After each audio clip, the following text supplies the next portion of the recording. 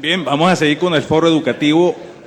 Invitamos al doctor Remigio Vela Navarrete para que esté con nosotros, el doctor Javier Angulo, que va a estar coordinando junto conmigo, y bueno, y aquí está todo el comité ejecutivo de la CAO.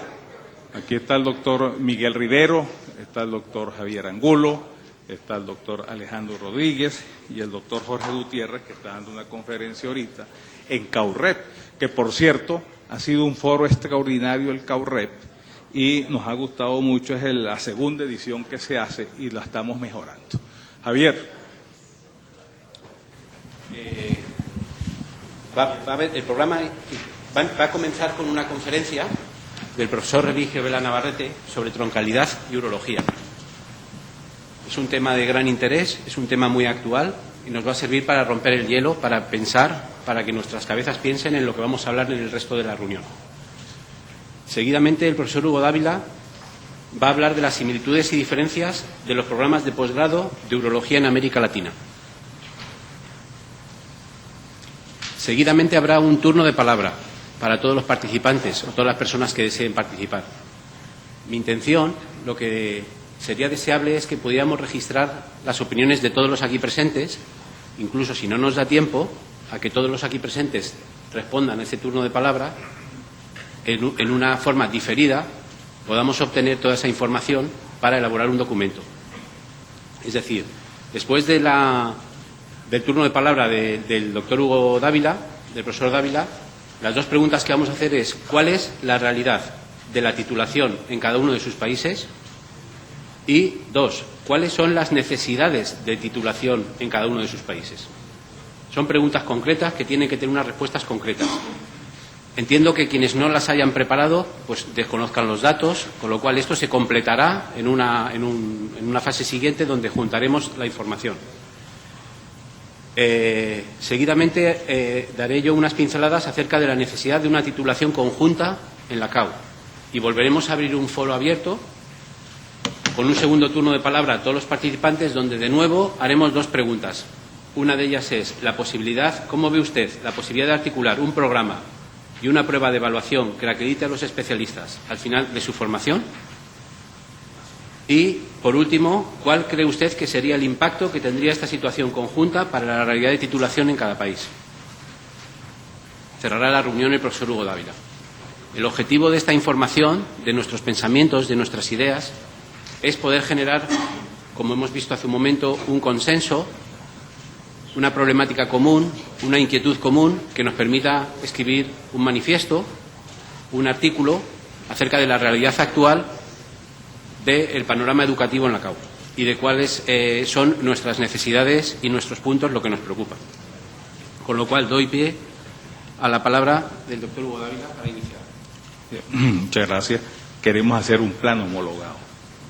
Un plan homologado de posgrado de urología, en donde tengamos las bases mínimas y sobre eso que las sociedades científicas vayan construyendo y desarrollando un plan muy específico y adaptado a su realidad médico-social.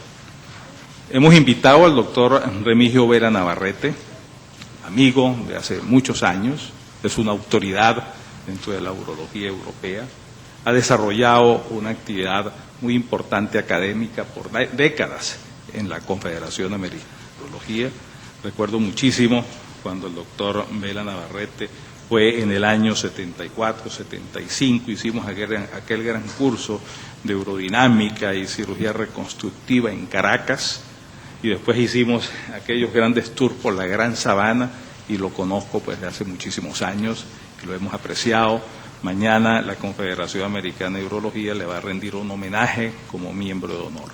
Él es un experto en este tema y muchas gracias. La palestra es un chico.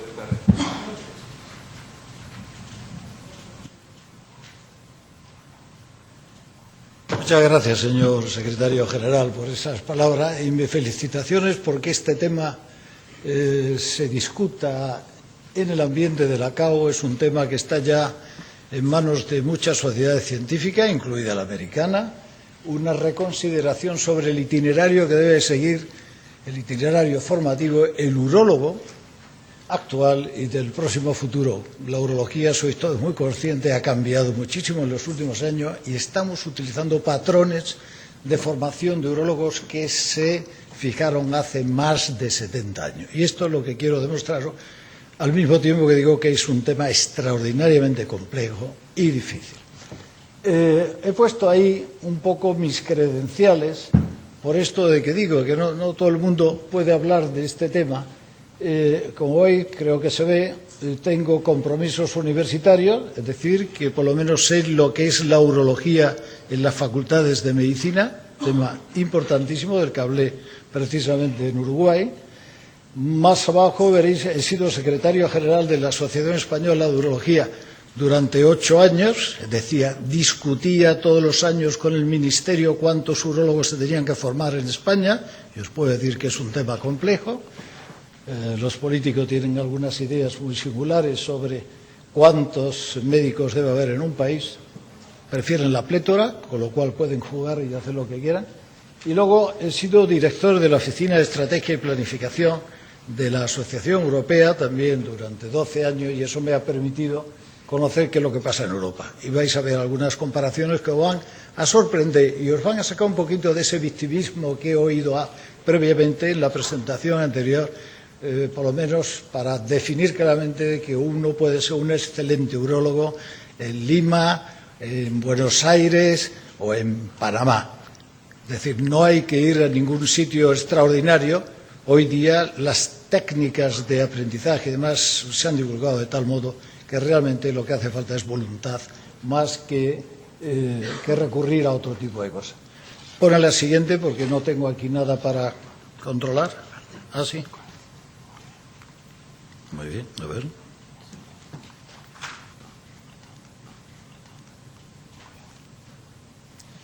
Muy bien, decía que era un tema muy complejo porque esto hay que verlo desde muy variados puntos de vista, desde las escuelas médicas, desde definir la urología. Es la misma definición en todas partes del mundo, sin embargo la práctica urológica es completamente distinta de unos países a otros. Somos una especialidad médico-quirúrgica, no olvidemos este punto, por lo tanto somos una especialidad singular.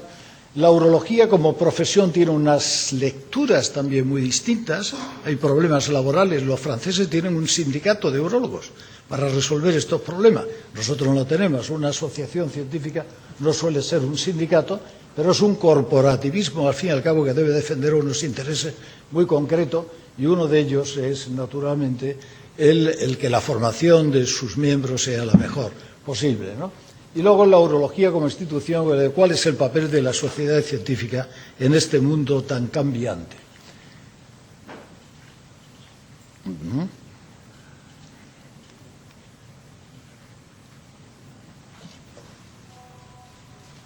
No sé.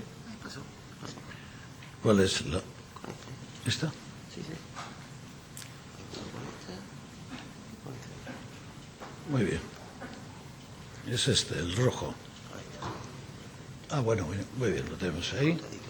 Ahí tenéis un grupo con el que trabajé durante 12 años, que es un grupo de distinguidos urólogos europeos que estudiamos este aspecto que vamos a comentar.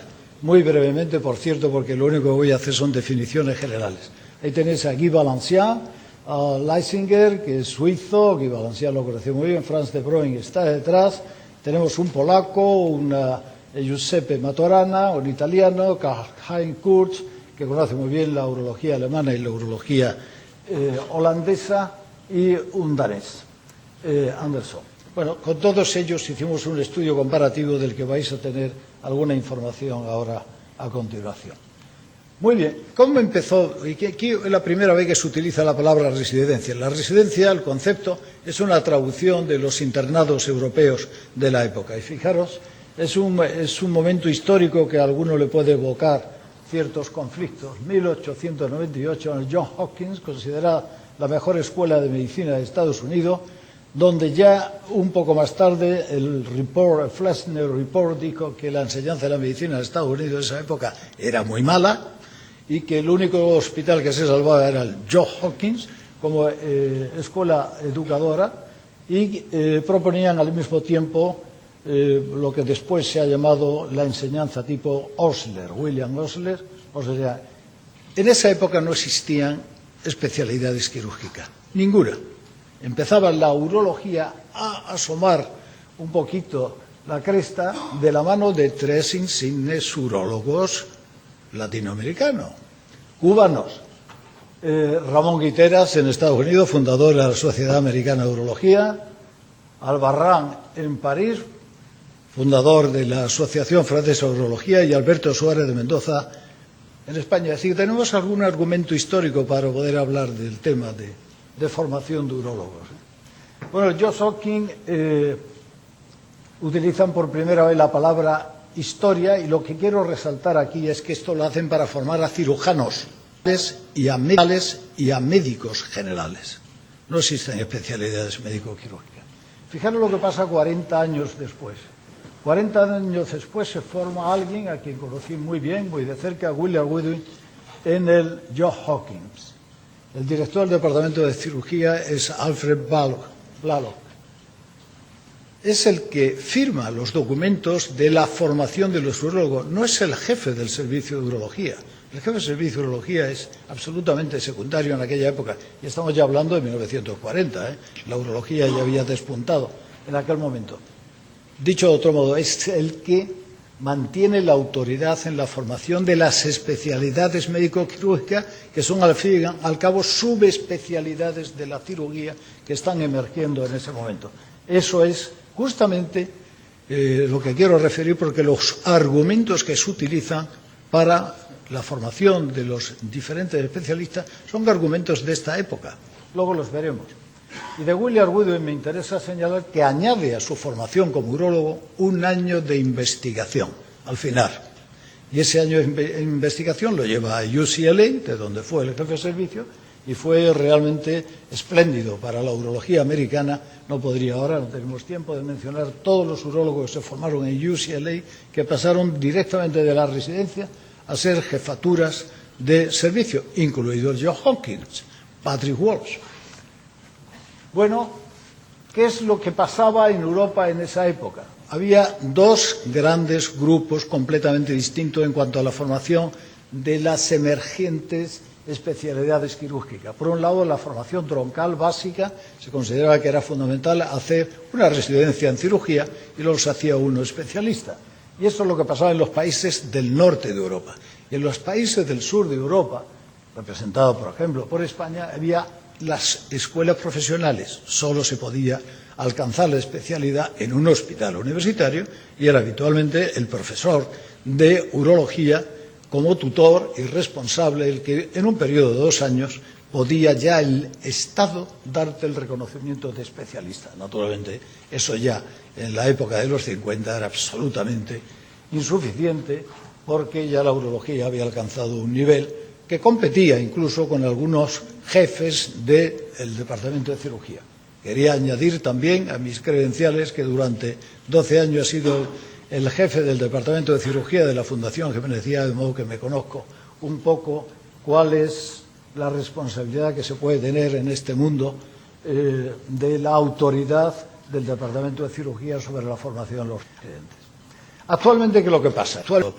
Actualmente, después de unos esfuerzos extraordinarios de la UEMS, que es la Unión Especial de las Especialidades Europeas, del European Board of Urology, solo hemos conseguido que la residencia de urología tenga 5 años como mínimo de formación. Eso es todo lo que se ha conseguido y ya es un triunfo.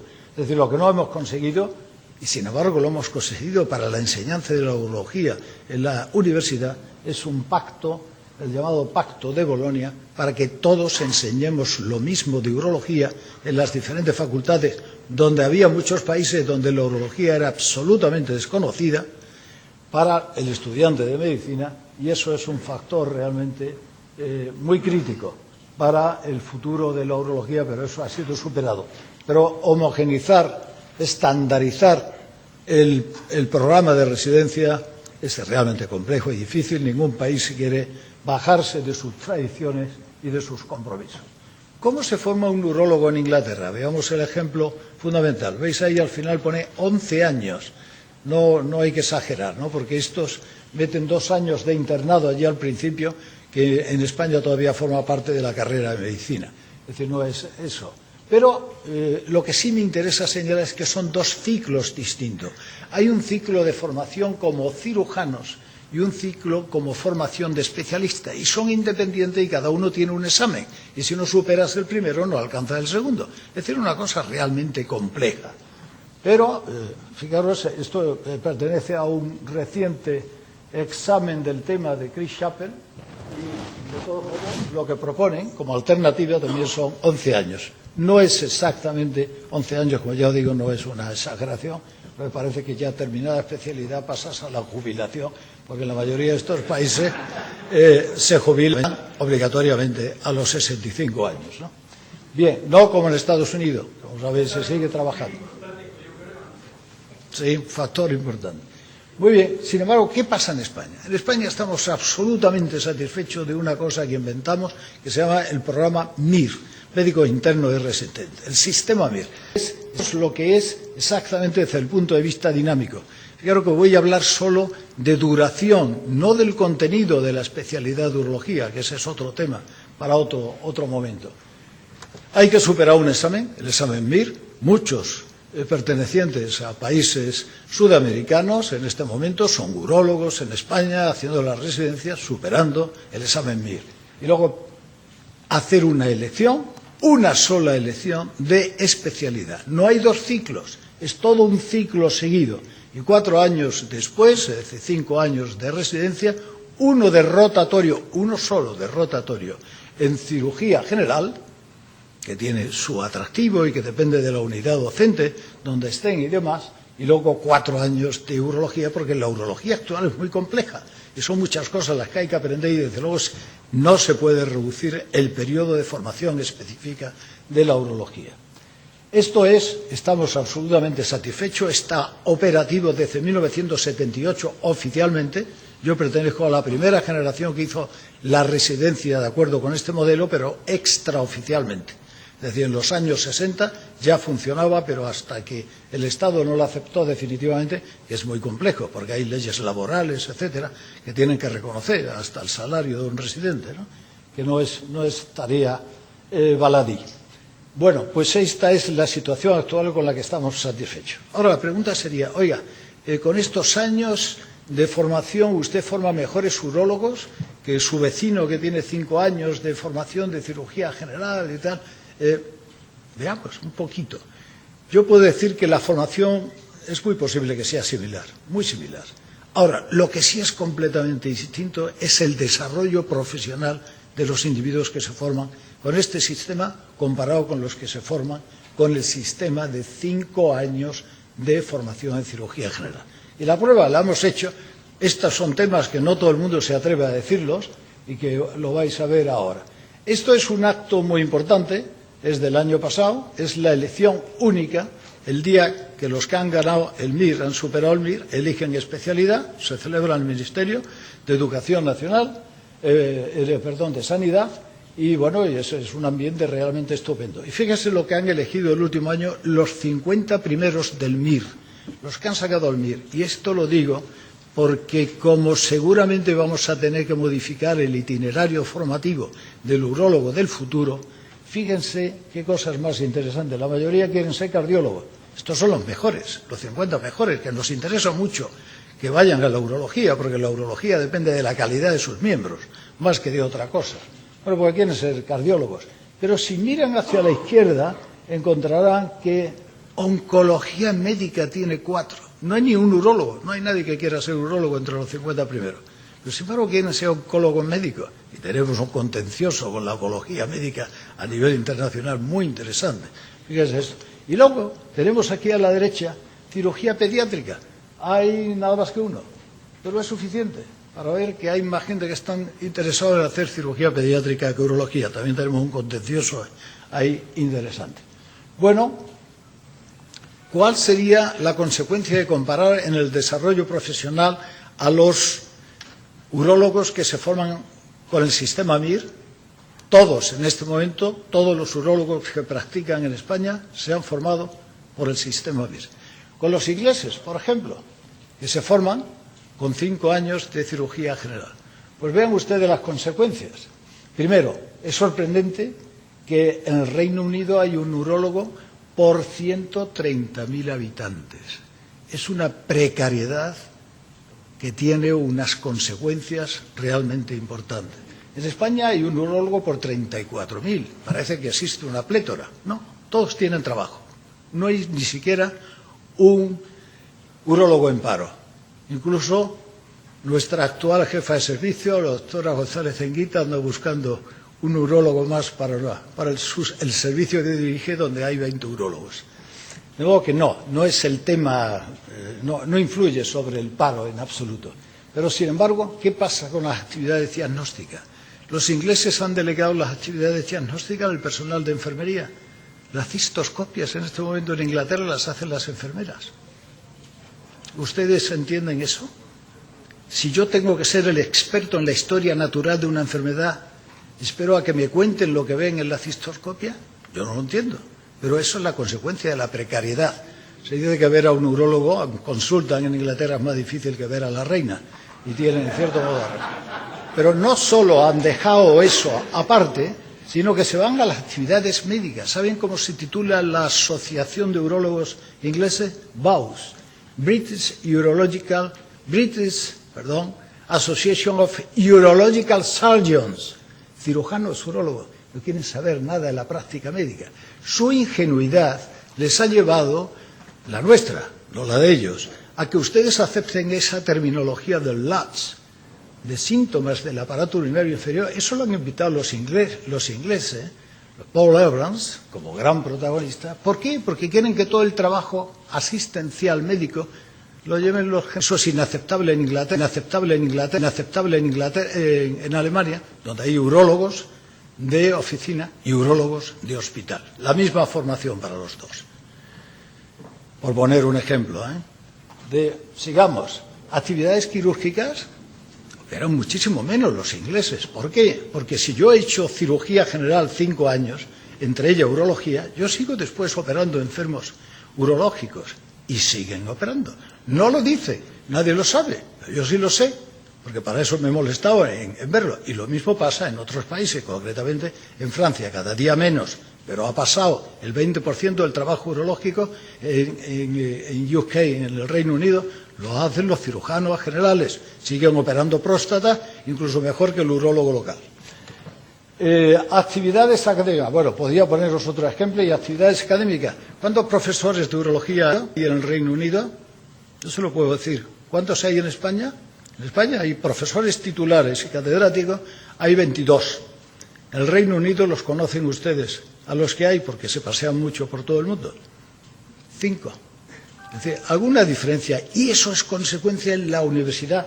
No tienen presencia apenas, de modo que por eso dicen que en esos años tienen que formarse. Perdón, voy ya muy rápido, porque las otras cosas las podemos acelerar simplemente para que tengan ustedes tiempo. Bueno, podemos concluir, esta no es una conclusión mía, sino de alguien que ha hecho un estudio similar, a más troncalidad, es decir, a más formación general quirúrgica, menos especialidad, en el punto de vista profesional.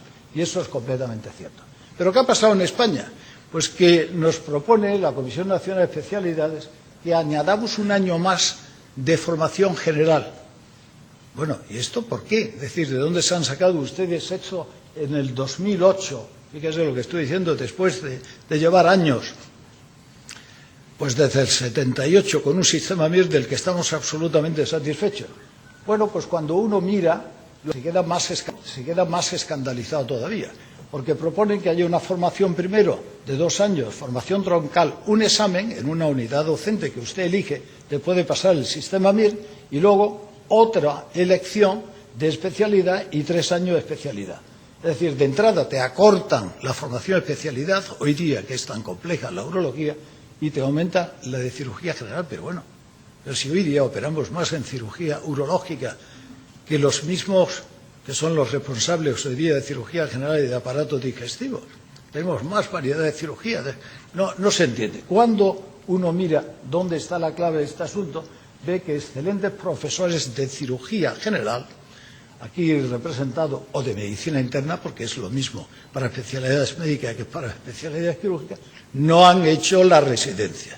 Esto pertenece a la vieja escuela de los profesores de universidad que hicieron otro tipo de... y que realmente no saben lo que ha pasado en estos cambios. Lo digo así, con toda certeza y con toda rotundidad. No sé si estarás de acuerdo conmigo, pero así es. Esa es la realidad. Naturalmente, ¿qué ha pasado? Que hemos reaccionado todos diciendo que no aceptamos esto y que si lo aceptamos es para hacer un itinerario específico de cada especialidad.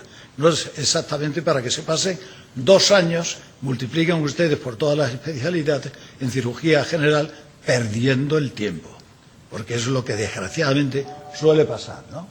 Muy bien.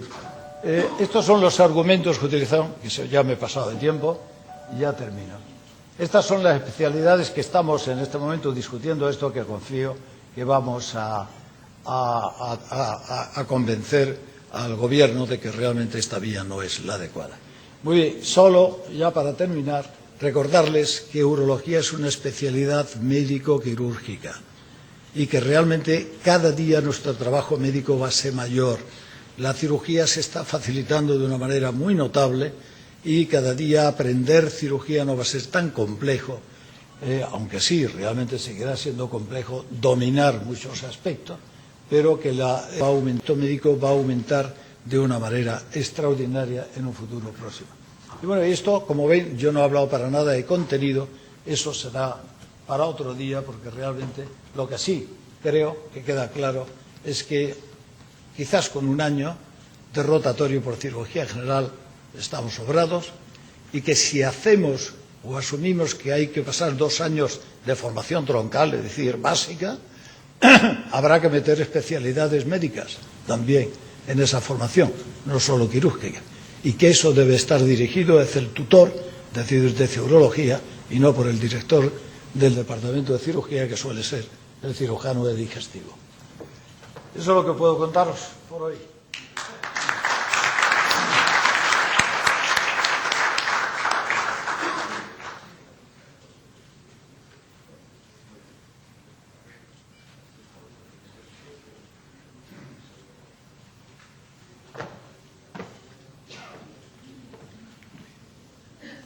Bien, una excelente conferencia.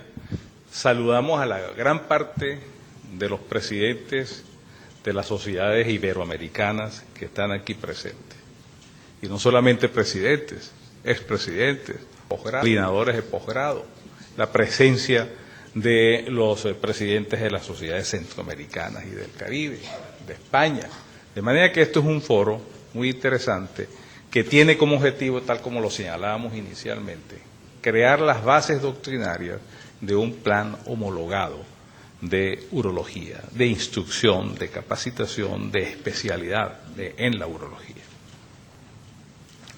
América Latina, como lo hemos señalado en otras oportunidades, tiene 20 millones de kilómetros cuadrados.